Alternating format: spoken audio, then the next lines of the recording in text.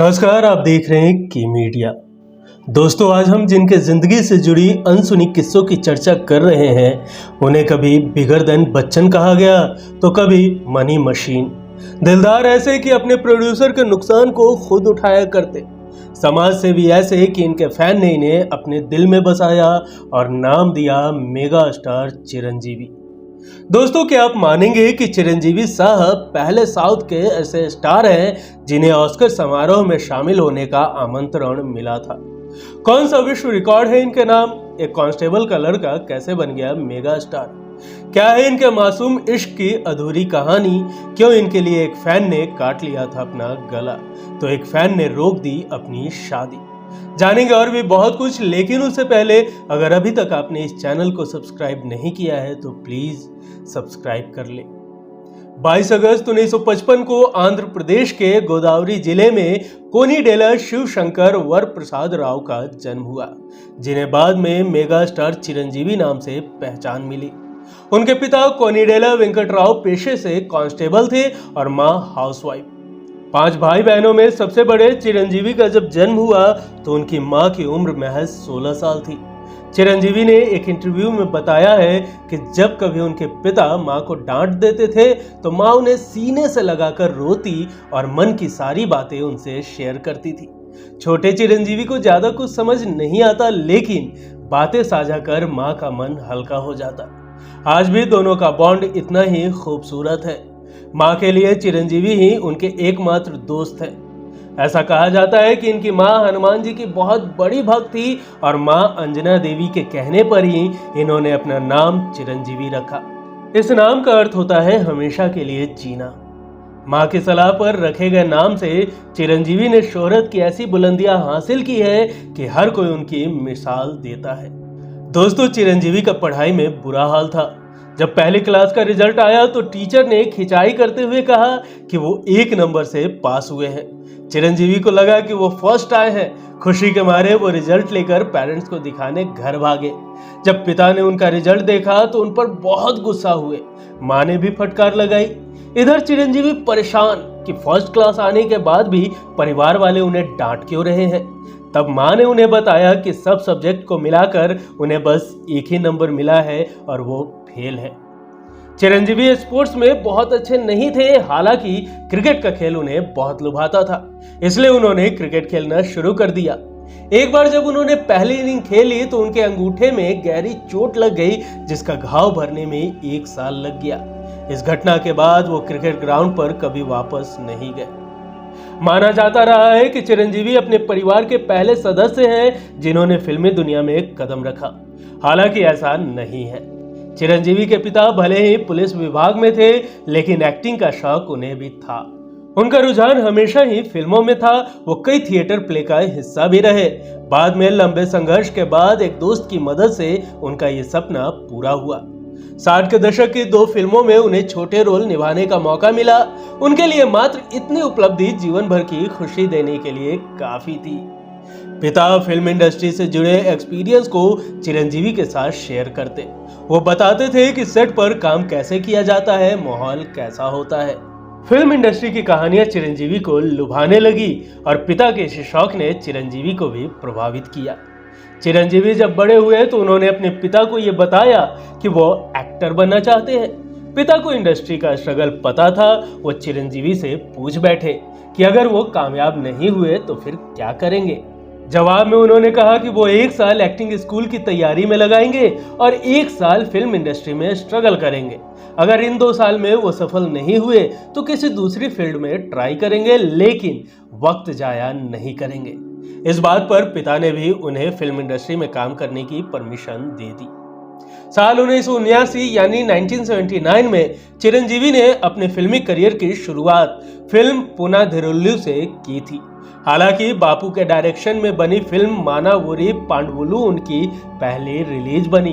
1982 में रिलीज हुई film intro Ramaiah विडिलो Krishnaiah जैसी हिट फिल्म से उन्होंने लीड रोल करना शुरू कर दिया था। इससे पहले चिरंजीवी सेकंड लीड या कैरेक्टर रोल ही किया करते थे। कुछ फिल्मों में इन्होंने विलेन के दमदार किरदार भी निभाए। 1983 में रिलीज हुई फिल्म कैदी ने चिरंजीवी को रातों रात एक बड़ा सुपरस्टार बना दिया।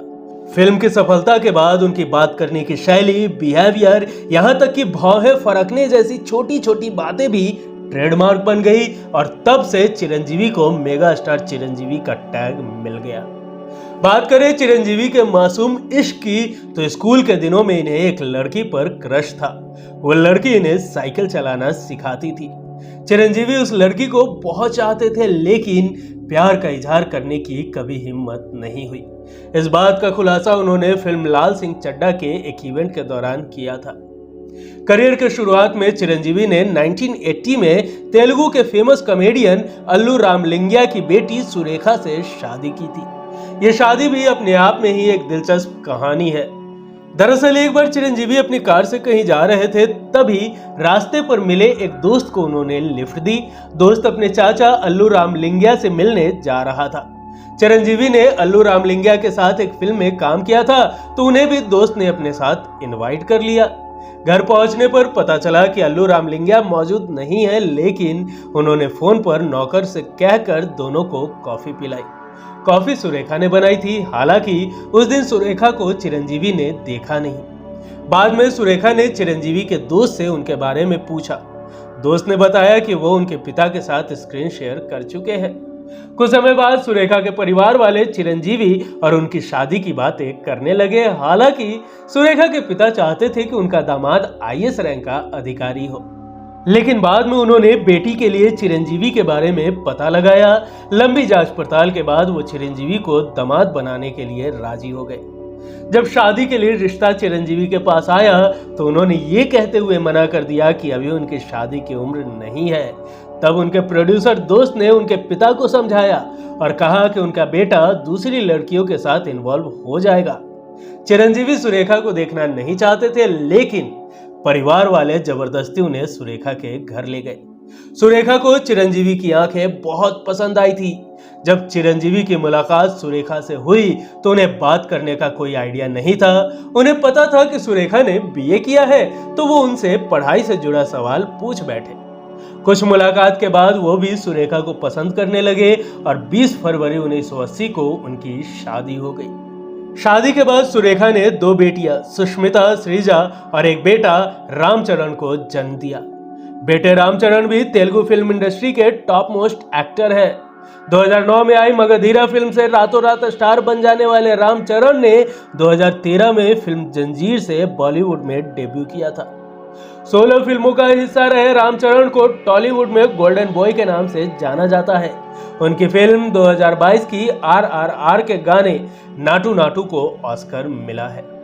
एक्टिंग से करोड़ों कमाने वाले रामचरण एक प्रोडक्शन और एयरलाइन कंपनी के भी मालिक हैं। रामचरण ने 2016 में कोनिडेला नाम से अपनी प्रोडक्शन कंपनी बनाई।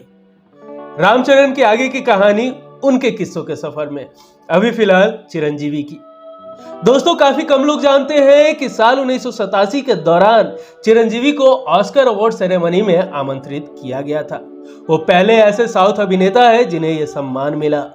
साउथ में चिरंजीवी का डांस बहुत पसंद किया जाता है। आपको बता दें कि उन्होंने ये डांस मशहूर डांसर और एक्ट्रेस हेलेन से सीखा है। जब उन्होंने पहली बार हेलेन को पिया तू अब तो आजा गाने पर डांस करता देखा, तब से वो उन्हीं को देख डांस सीखने लगे। घर वाले भी इस पर उनका हौसला अफजाई किया करते थे। चिरंजीवी की तगड़ी फैन फॉलोइंग है। जब उनकी कोई भी नई फिल्म आती है तो उसके रिलीज के एक दिन पहले टिकट के लिए भगदड़ मच जाती है। 2003 में जब उनकी फिल्म टैगोर रिलीज हुई थी, तब फिल्म के टिकट के लिए भगदड़ मच गई थी। इस हादसे में 4 लोग की मौत हो गई। किस्सा यह भी है कि एक बार एक फैन चिरंजीवी को पास आकर छूने की कोशिश कर रहा था, तभी करंट लगने से उसकी मौत हो गई। दोस्तों, मौका था जब 10 साल बाद चिरंजीवी अपनी 150वीं फिल्म से कमबैक कर रहे थे। फिल्म का नाम नंबर 150 था। इसके टिकट के लिए हर जगह मारामारी थी। फैंस लंबे अरसे से इस फिल्म का इंतजार कर रहे थे। फिल्म को लेकर इतना क्रेज था कि फैंस 2 दिन पहले से ही थिएटर के बाहर टिकट के लिए खड़े थे। शुरुआती दिनों के सभी टिकट पहले से ही बुक हो गए थे। कई लोगों को पहले दिन पहले शो के टिकट नहीं मिले। इससे दुखी होकर एक शख्स ने अपना गला काट लिया, जिससे उसकी मौत हो गई थी। जब किसी प्रोड्यूसर की माली हालत ठीक नहीं होती तो चिरंजीवी की टीम उन्हें उनकी पुरानी फिल्मों के रील्स फ्री में दे देती है। फिर प्रोड्यूसर उस फिल्म को दोबारा रिलीज करते हैं जिसकी कमाई से उनकी माली हालत में सुधार आ सके। 1979 में चिरंजीवी की 8 फिल्में रिलीज हुई। इसके अगले साल 14 फिल्में रिलीज हुई और सभी फिल्मों ने शानदार कमाई की। एक वक्त ऐसा था कि चिरंजीवी का स्टारडम अमिताभ बच्चन पर भी भारी पड़ा था। जहां अमिताभ अपनी फिल्मों के लिए 1 करोड़ रुपए चार्ज करते थे, वहीं चिरंजीवी अपनी फिल्मों के लिए 1.25 करोड़ रुपए फीस लेते थे। 90 के दशक में वो इंडिया की नेशनल मैगजीन्स के कवर पर भी आने लगे थे। फिल्म फेयर, द वीक और इंडिया टुडे जैसी एंटरटेनमेंट मैगजीन्स ने उन्हें बिगर देन बच्चन का नाम दिया था। वहीं उन्हें द न्यू मनी मशीन का टाइटल भी मिला था। एक बार चिरंजीवी की तारीफ में अमिताभ बच्चन ने कहा था, तेलुगु इंडस्ट्री देश की बाकी इंडस्ट्री की तुलना में अधिक बड़ी है। अगर चिरंजीवी तेलुगु इंडस्ट्री पर राज कर रहे हैं तो वह देश में सिनेमा के राजा है। चिरंजीवी एकमात्र एक्टर है जो एक समय में 4 फिल्मों की शूटिंग कर रहे थे, जो एक विश्व रिकॉर्ड है। चिरंजीवी ने अपने शानदार अभिनय से कई अवार्ड अपने नाम किए हैं। उन्हें 9 बार दक्षिण भारतीय फिल्म फेयर अवार्ड और 4 बार नंदी अवार्ड से सम्मानित किया जा चुका है। साल 2011 में फिल्म फेयर की तरफ से चिरंजीवी को लाइफ टाइम अचीवमेंट अवार्ड से सम्मानित किया गया था। इतना ही नहीं, चिरंजीवी को देश के तीसरे सबसे प्रतिष्ठित सम्मान पद्म भूषण से भी नवाजा गया है। उन्हें आंध्र विश्वविद्यालय ने डॉक्टरेट की मानद उपाधि भी दी है। फिल्मों के अलावा चिरंजीवी ने राजनीति में भी हाथ आजमाया था। उन्होंने 2008 में आंध्र प्रदेश में एक राजनीतिक दल प्रजा राज्यम पार्टी की शुरुआत की थी। पार्टी लॉन्च के समय उन्होंने कहा कि सामाजिक न्याय उनकी पार्टी का मुख्य एजेंडा है। 2009 में आम चुनाव में पार्टी ने आंध्र प्रदेश विधानसभा की 294 सीटों में से 18 सीटों पर जीत हासिल की थी। 6 फरवरी 2011 को चिरंजीवी की प्रजा राज्यम पार्टी का भारतीय राष्ट्रीय कांग्रेस में विलय हो गया। इस विलय के बाद 28 अक्टूबर 2012 को उन्होंने राज्यसभा सदस्य के रूप में शपथ ली। उन्हें टूरिज्म मिनिस्टर बनाया गया। 2014 में आंध्र प्रदेश के संसदीय और विधानसभा चुनावों में उन्होंने पार्टी की तरफ से प्रचार किया था। हालांकि चुनाव लड़ने से मना कर दिया। इस चुनाव में उनकी पार्टी के सभी उम्मीदवारों को हार मिली। इस चुनाव के बाद चिरंजीवी ने किसी संसदीय बैठक में भाग नहीं लिया। राज्यसभा सदस्य के रूप में उनका कार्यकाल अप्रैल 2018 में समाप्त हो गया। तब से वो राजनीति में सक्रिय नहीं है। जब चिरंजीवी राजनीति में शामिल हुए थे तब एक खबर सामने आई थी कि एक लड़के ने अपनी शादी की डेट टाल दी थी। दरअसल 33 साल के सी श्रीकांत कुमार ने 2008 के राजनीतिक उतार चढ़ाव की वजह से अपनी शादी टाल दी थी। फैन का कहना था कि वो तब तक शादी नहीं करेगा जब तक चिरंजीवी आंध्र प्रदेश के चीफ मिनिस्टर नहीं बन जाएंगे। चिरंजीवी हर फिल्म के लिए लगभग 35 करोड़ रुपए फीस चार्ज करते हैं। इनकी कुल नेटवर्क 1650 करोड़ है। हैदराबाद में वो अपने परिवार के साथ 25,000 वर्ग फीट के सी फेसिंग बंगले में रहते हैं, जिसकी कीमत लगभग 30 करोड़ रुपए बताई जाती है। Chiranjeevi Rolls Royce Phantom, range rover autobiography, range rover वोग और टोयोटा लैंड क्रूजर जैसी गाड़ियों के मालिक हैं। वह पहले भारतीय फिल्म एक्टर है जिन्होंने अपनी खुद की वेबसाइट बनवाई है। समय समय पर वो इस वेबसाइट के जरिए फैन से मुखातिब होते हैं। 2022 में चिरंजीवी की 2 हिट फिल्में आचार्य और गॉडफादर रिलीज हुई थी। 2023 में 11 अगस्त को उनकी फिल्म भोला शंकर रिलीज हुई, जिसका बॉक्स ऑफिस कलेक्शन कुछ खास अच्छा नहीं रहा। 2 अक्टूबर 1998 को चिरंजीवी ने सीसीटी की स्थापना की थी, जिसमें ब्लड एंड आई बैंक शामिल है। ट्रस्ट ने 68,000 से अधिक रक्तदान और 1414 नेत्रदान किए हैं।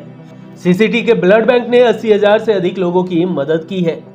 9 मई 2021 को चिरंजीवी ने कोविड-19 से प्रभावित रोगियों की जरूरतों को पूरा करने के लिए आंध्र प्रदेश और तेलंगाना में ऑक्सीजन बैंक की स्थापना की थी।